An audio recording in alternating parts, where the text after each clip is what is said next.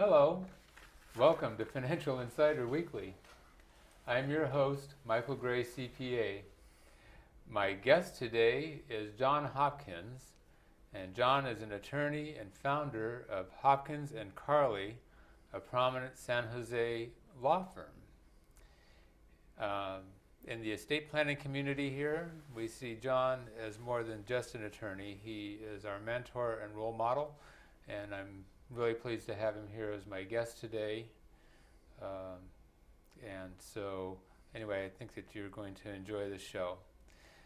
John has been actively promoting community giving as a family value, and so that's what we're going to be talking about today. I try to fit this show in right around Thanksgiving time to get into that theme. Anyway, I think that John's message is especially appropriate for the holiday season. And remember, of course, we want to keep that giving spirit all year long. And anyway, so he tries to promote that in our community. John, thanks for being my guest today. Glad to have you. You're welcome. Okay. Okay, John, you've been promoting the idea of thinking of the community or of charities as one of your children when making your estate plan. So why should I treat the community as one of my children in that process? Well, the fact of the matter is that if we don't build good communities, whatever we leave to our children is not going to help them a lot. If there aren't community organizations and a good, strong community with values that are promoting and quality of living and all those things, having a lot of money isn't going to help you unless your community is strong. So we all have a duty, actually, and an opportunity to help our communities and the various organizations that we have. And it's amazing how many there are. There are over 1,000 or so of nonprofit, tax-exempt organizations in this county alone.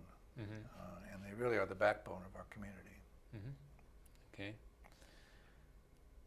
So,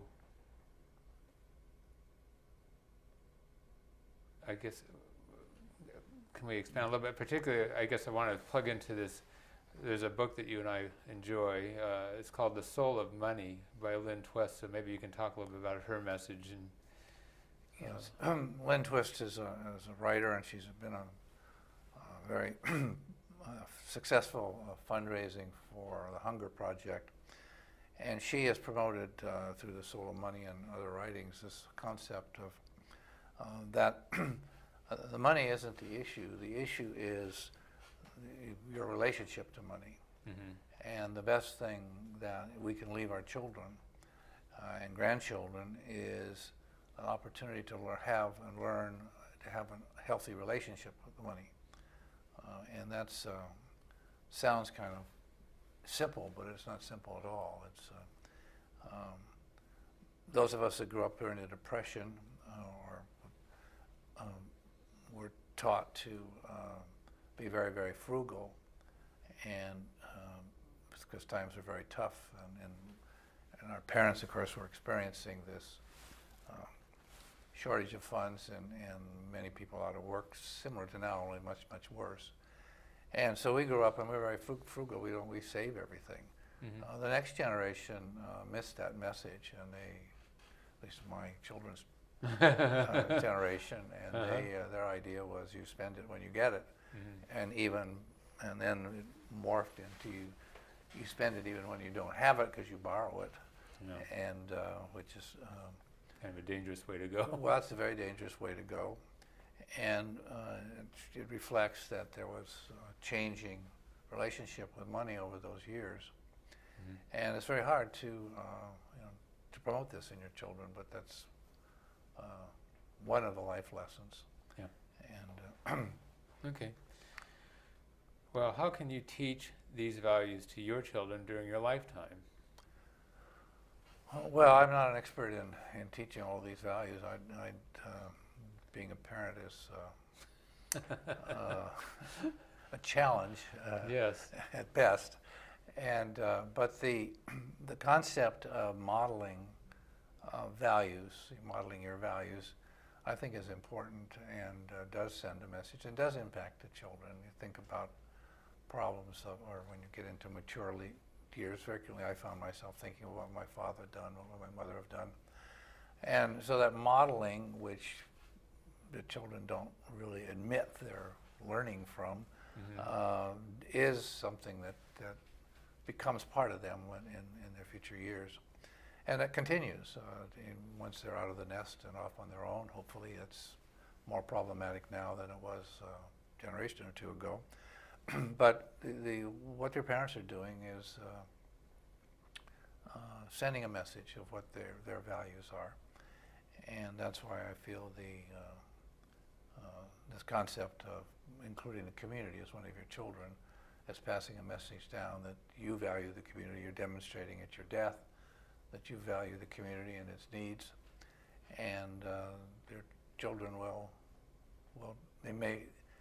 I've never heard of anybody saying that children were resentful, but I have heard of a lot of people who have excess money, and I've asked them what their parents did, and they tell me that, well, they gave money to charity, they supported a lot of them, but I don't know what they were.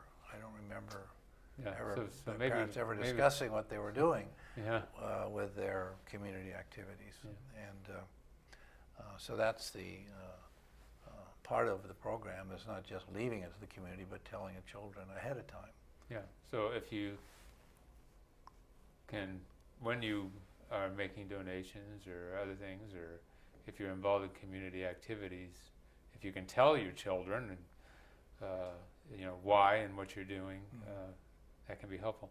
There's a guy, people have mixed feelings probably about him these days. James Dobson is a psychologist, and his group is called Focus on the Family. And some of his politics, maybe some of us don't agree with necessarily, but one of the things that he does tell people related to teaching your kids is that your children catch their values from their parents. So, and that's one of the reasons why it's so important to spend time with them. It has an opportunity then for them to catch some of those things from you. Well, okay. that is true. We do pick up those values and don't necessarily agree with your parents, but you find yourself doing what they did later on in life because you had that inbreeding, as it was. It's what you do that's important, not so much what you say. And but it's a loss to the children if they don't understand why you've done things. And I think with the best teaching on community organizations is to do site visits, and that's to go and see what they are actually doing, and that's very that speaks very loudly and penetrates all of our defense mechanisms. Oh, they're going to ask me for money if I go there, and blah blah blah. But it's that all dissolves once you see what various community organizations, whether it's arts groups or welfare groups or whatever they are, you can see the people there are so dedicated, and you see you have a feeling of how important they are to the community. Yeah, you can see the benefits that are happening in the community. Yeah, right. Let's see here. So I'll go ahead with my little example in this area. Is years ago I was involved in the San Jose JCs, and so this was, I guess, in the 80s, and so they were just getting the trolleys going. They were doing the rebuilding of the trolleys for San Jose. Part of what they did was they were restoring some of the old trolley cars from back in the turn of the century that were used in various places, with the idea that they would use them. We haven't seen that very much of them in San Jose since we built them, but they have the San Jose Historical Museum. Well, anyway, so some of this work involved things as mundane as sanding down some of the old wood that needed to be refinished. And they had a trolley car master that was overseeing everything. And so anyway, so at least on one or two occasions, I brought my kids down. Good. And here, you can help to sand and so forth. Now, and stand inside of this thing, see the work that they're doing, because someday you may see this with your children. Mm-hmm. So anyway, to have them involved and actually participating, I think it helps to promote,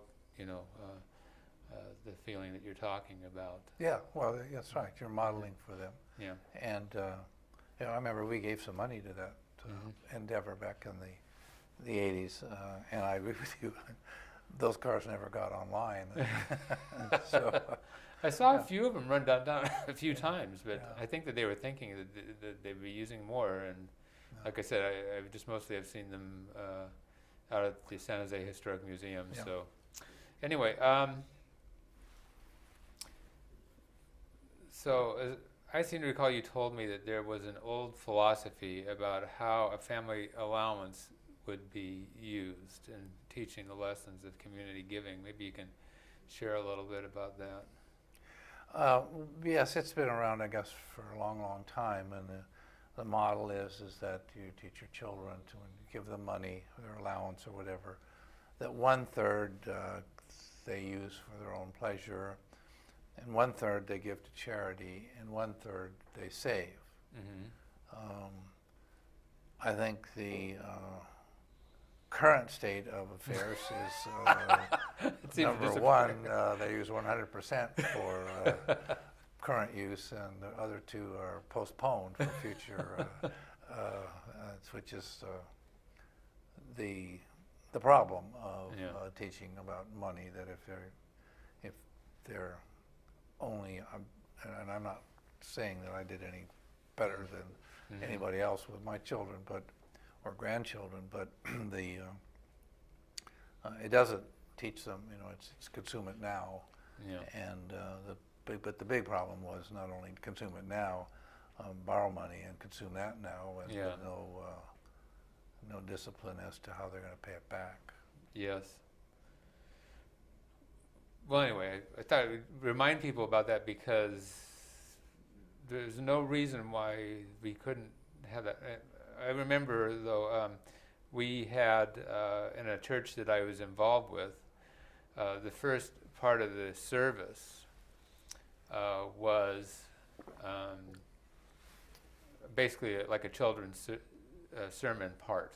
In many churches they do that these days. So if they have a Sunday school, the kids may come in and then go back to their Sunday school class, but meanwhile they have a time where the whole congregation is together.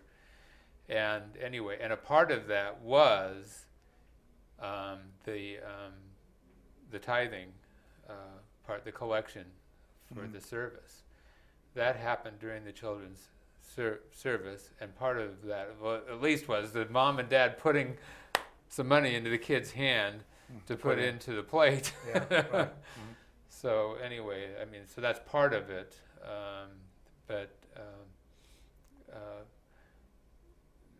to have the feeling, I don't know if I got this somewhere else or not, but Tony Robbins teaches this anyway. It says it helps to give because you're sending yourself a psychological message that I have enough, that I can give. Yes.